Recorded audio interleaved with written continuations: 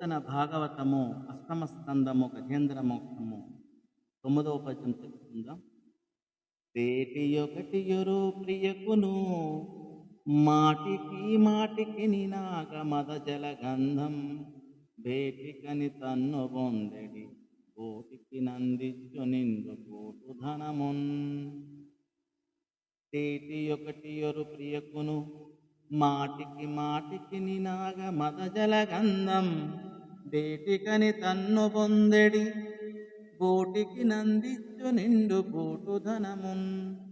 భావము: గండు తుమ్మెద ఒకటి తనతో క్రీడిస్తున్న ప్రియురాలైన ఒక ఆడతుమ్మెదకి సమాను ఏనుగుల మదజలం ఎందుకులే అని సంతోషాన్ని అందిస్తుంది.